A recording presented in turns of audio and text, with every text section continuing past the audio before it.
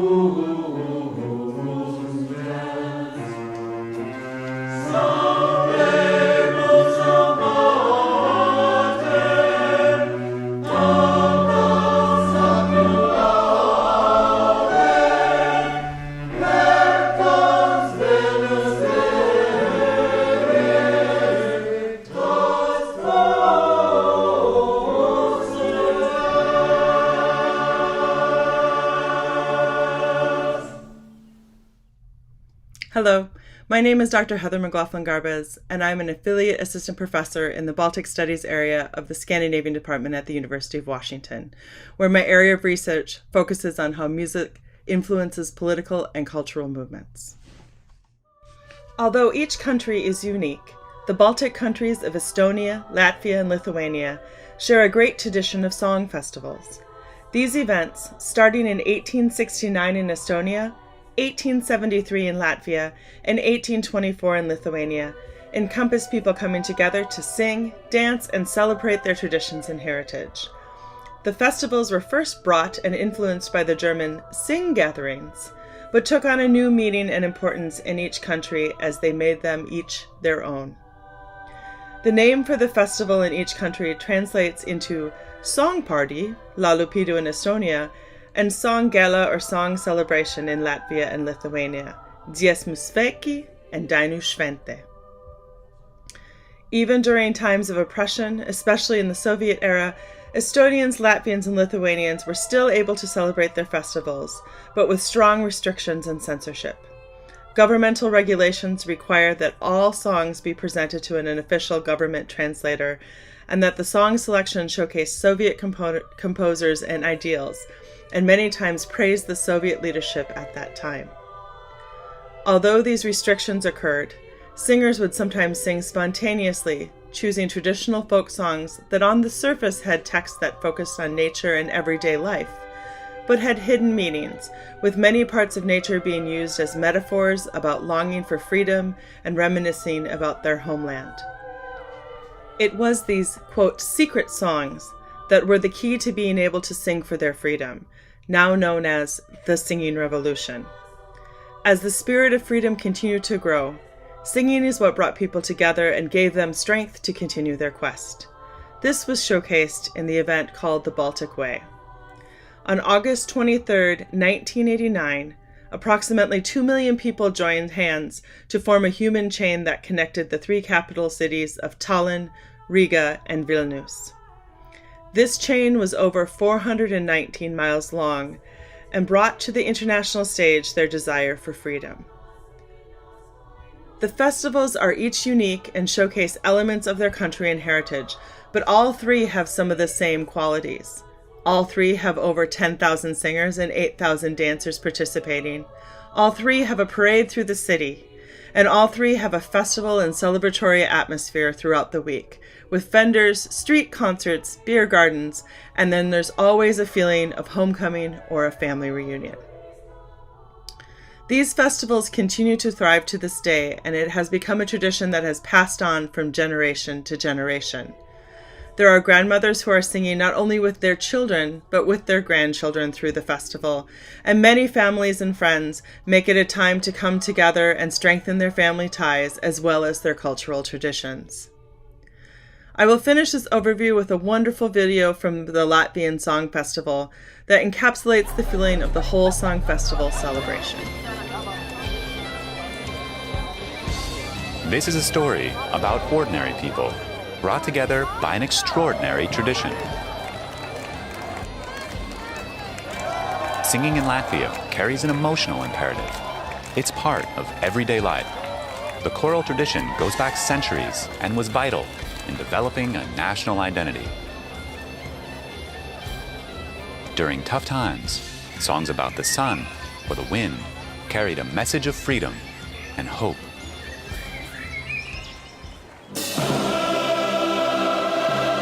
Nowhere else can these layers of history and emotion be heard as powerfully as here at the Latvian nationwide song and dance celebration.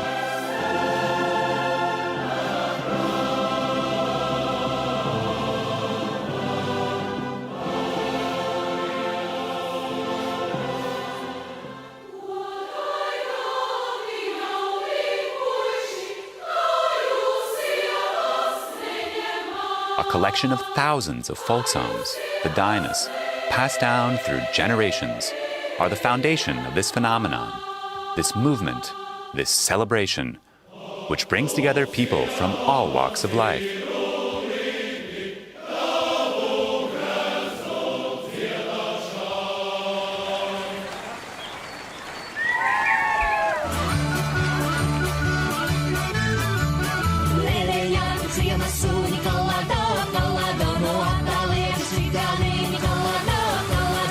UNESCO has recognized the nationwide song and dance celebration as a masterpiece of the heritage of humanity.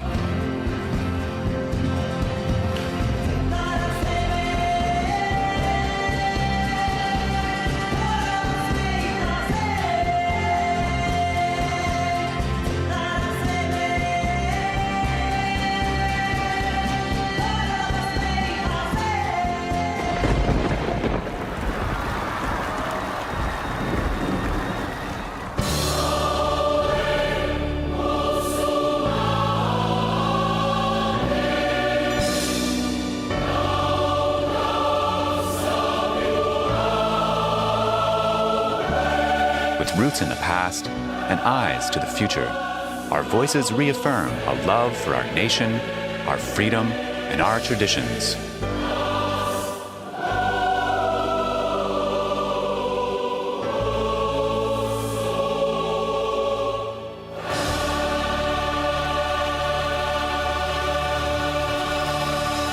And so we come together to sing and to dance, time and time again.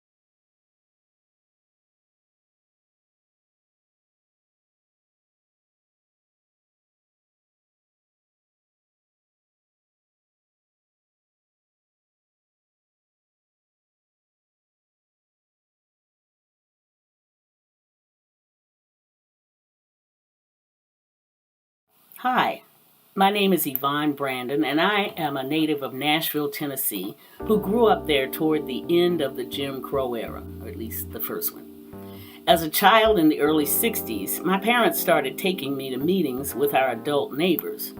As I matured, I realized they were organizing against the city of Nashville, who was planning to take our property by eminent domain and run an interstate highway through our neighborhood. The opinions of black residents didn't mean much during Jim Crow, so they built the interstate anyway.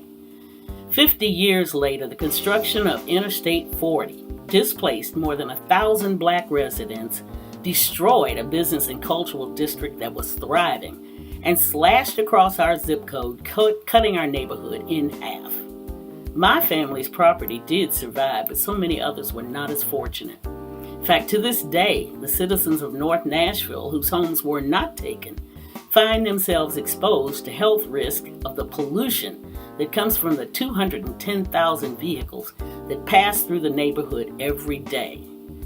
All over our nation, communities of color face disproportionate rates of the effects of natural disaster and environmental harm. The term benign neglect is defined as an urban planning process in which a municipal entity decides to abandon or neglect an area.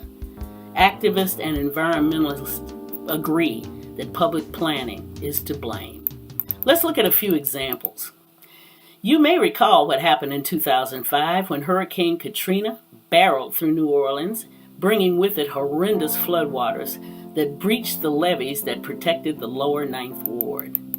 When Mayor Nagin warned the people of his city that a monster storm was coming and ordered a mandatory evacuation, neither the city nor the state thought to evacuate those poor black New Orleanians in the Ninth Ward who couldn't evacuate because they didn't have cars, nor if they did have cars, they didn't have enough money to rent a hotel room. Then after the levees were breached, the municipality's solution was to move people to the recently damaged Superdome, where they stayed for days with no electricity, no food, no water, no air conditioning, and with toilets that were literally overflowing.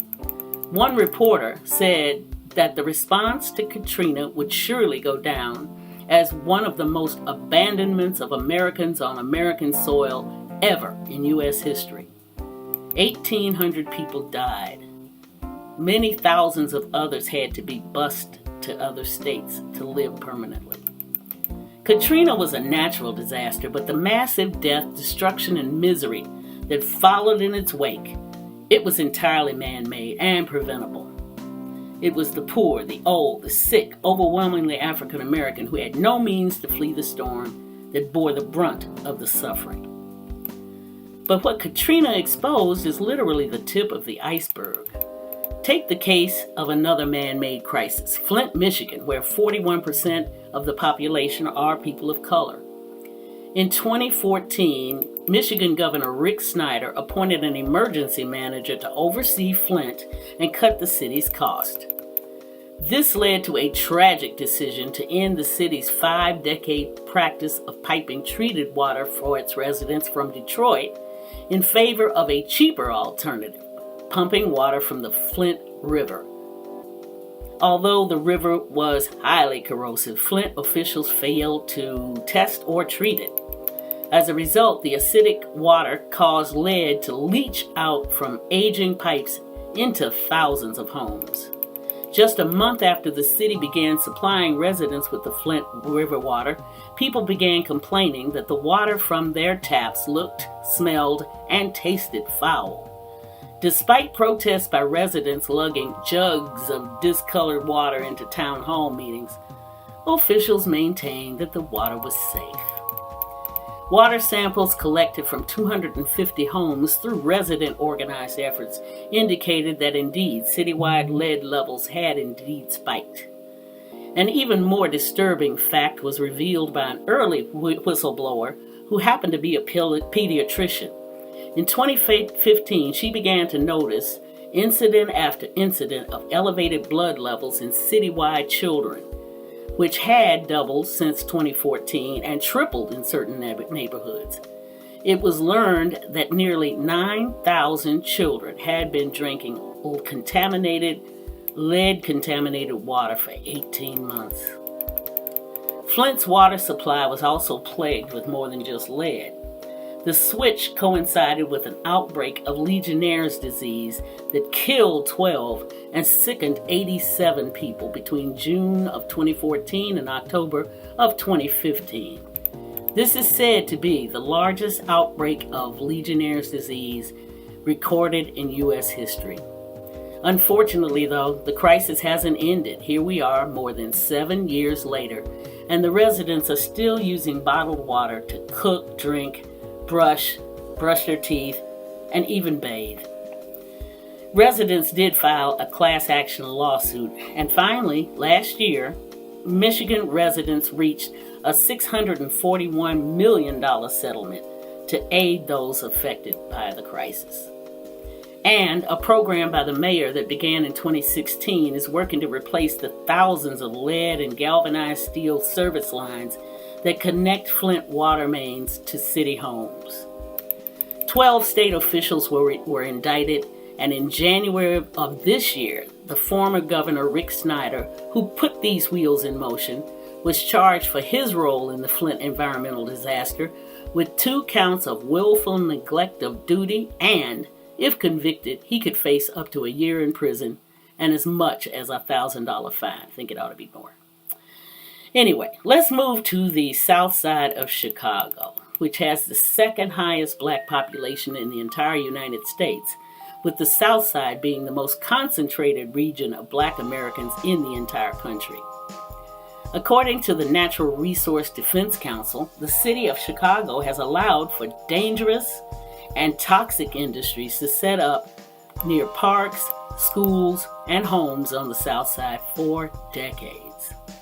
The South Side still remains home to various industries that produce waste materials affecting the air, land, and water, such as sewage treatment, refuse and garbage plants, incinerators, landfills, chemical and food and livestock processing facilities, industrial chemicals, asphalt and natural gas production, trucking and shipping yards, just to name a few.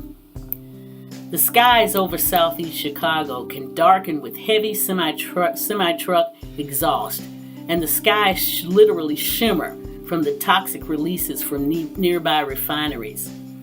And frequent drivers along the Bishop Ford Freeway know to roll up their windows before the pungent smell of sewage from the adjacent treatment plant whiffs into their vehicles. According to a first-of-its-kind analysis that the community groups are using to fight the city's industrial planning practices, Chicagoans in minority neighborhoods on the west side have the greatest exposure to toxic air pollution and other environmental health hazards in the entire city. And in Calumet area had the highest rate of coronary heart disease, asthma, and some cancers than any other part of the city. These health problems persist, unfortunately, in an area that is underserved by medical facilities. The residents of the South Side are fiercely proud of their home, and they say they're tired of being the city's dumping ground. In one high-profile case, a former scrap shredder is embroiled in a controversial proposal with the community to move from an affluent neighborhood in the north side and reopen on the east side across from an elementary school. Oh well, we'll see how that goes. Anyway, a final example of environmental inequity takes us back to Louisiana and to the city of New Orleans, where, if the president's infrastructure plan passes, will bring good news.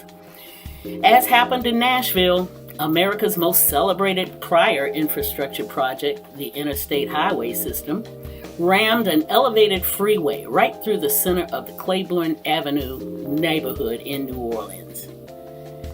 Residents fought in vain to stop the construction, but Amy Stelly, a designer and activist, has waged a decades-long campaign to get it taken down. People laughed and told her, "You can't remove a highway." She said, "Oh yes, I can." Amy might just get the last laugh because President Biden singled out removal of the Claiborne Expressway as one of the priorities in his infrastructure plan, which includes $20 billion to reconnect communities of color to economic opportunity, among other provisions intended to help long-standing racial inequities. What can you do to help? Well, whether you are in a community that's suffering from environmental injustice or not, it's important to do what you can to educate yourself and others and on this type of racism and how it happens so we can change it. This might mean attending local city council meetings to find out about new developments before they're put in place, or joining a local environmental justice organization. Or maybe it's just calling your state representative to inform them of an environmental hazard in your community or others. Fighting environmental racism is a dirty job, no pun intended, but it's so necessary for the betterment of all our communities. So thank you for listening, and let's get to work. Greetings and happy Earth Day 2021 to you all. Today I'd like to give a brief, hopeful overview of environmental issues worldwide with a kind of a hopeful and more optimistic spin. We all know that there's lots of environmental doom and gloom out there with climate change, ocean acidification, the bees are dying, the insects are going away, the monarchs, the orcas are starving, our rivers and oceans are being polluted, pesticides and herbicides everywhere, out of control, air quality, on and on. But that's not my focus here. My focus is hopeful progress that we can all look forward to. For example, there's this Earth Challenge in commemoration of the 50th anniversary of Earth Day in 1970. Look at this link here. It gives you the Earth Challenge program. It establishes the world's largest and most accessible citizen science data portal, allowing both concerned citizens to participate worldwide, as well as scientists and policymakers around the world. And this is kind of a breakthrough to have a global Earth Challenge environmental initiative worldwide. It focuses on 6 questions. I mean, a lot of questions, but 6 of the most vital questions are shown here about what's happening to the insects, what about our drinking water, sustainability of our food supply, air quality, climate change. And so those, here's another global one really quickly. It was sponsored by Germany. It's called the Bonn Initiative, and it focuses on global landscape deforestation and restoration. And every year we lose about 13 million hectares, the size of England. And the Bonn Challenge was originated in 2011 to help restore these. And there is some hopeful progress here as well. Let's see, the initiative has been very successful, as about 210 million hectares of degraded or deforested land is going to be restored based on pledges from about 70 countries. And it demonstrates the huge benefits of forest landscape restoration. It is a great and effective approach for tackling environmental and public health issues. It promotes biodiversity, protects endangered species, and addresses the climate change crisis. So that's another global initiative. Before I go, I just want to show you two local regional success stories, both of which I've worked on. The first one is Tacoma Tide Flats down in Tacoma. And you may remember the Tacoma aroma and all the contamination from the Port of Tacoma and the pulp and paper industry, the pollution of the Puyallup River, desecration of our salmon runs. But there's been an interdisciplinary effort over the last 20 to 25 plus years to restore this. This slide shows a restored wetland near the Puyallup River and the Earth Corps volunteers restoring the waters along there. One more is the Nisqually Delta ecosystem, which is down in Nisqually, and that has been a nationally recognized success case study for ecosystem restoration. There's a interdisciplinary teams led by the tribes and also the Governor's Salmon Recovery Office.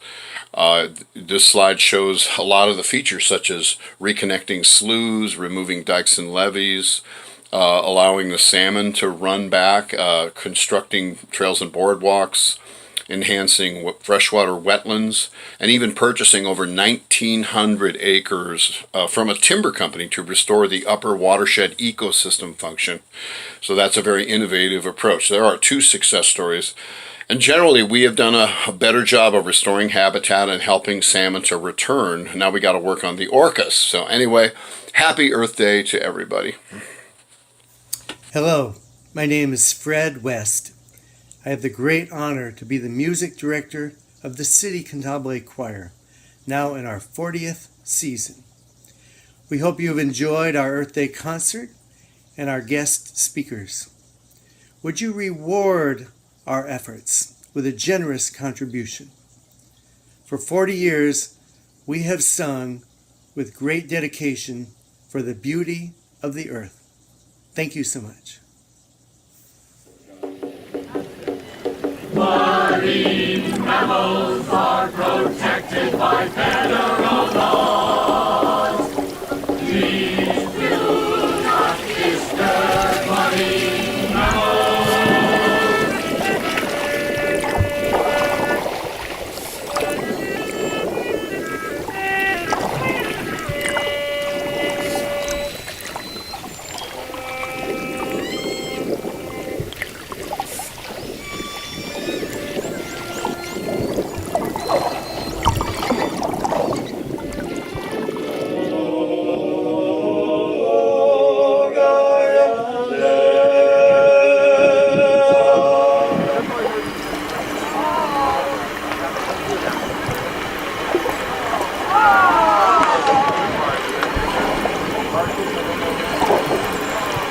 We're going to create a little ceremony for the whales, a few words of invocation, and then music from Brazil, celebrating Iemanjá, the goddess of the sea.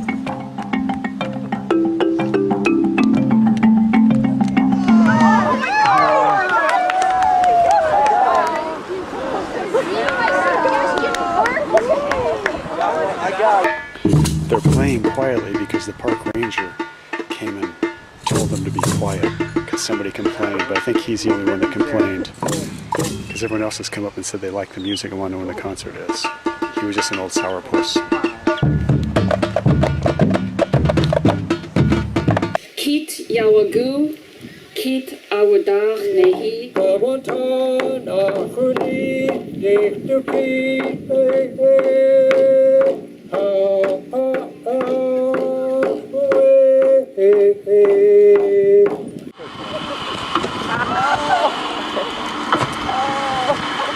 That's wonderful. Getting both in there and underwater.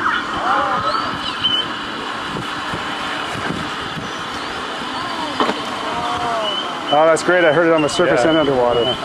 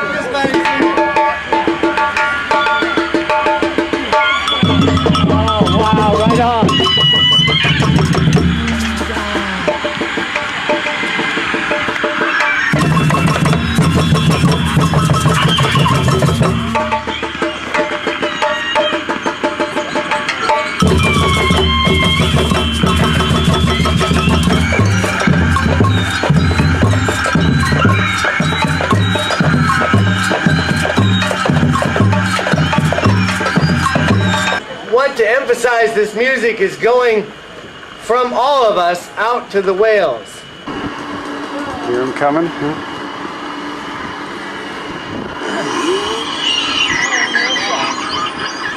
Oh, that's wonderful. What are you guys doing? That sounds like Elpod. Who is this? He's saying it was Care. Is it?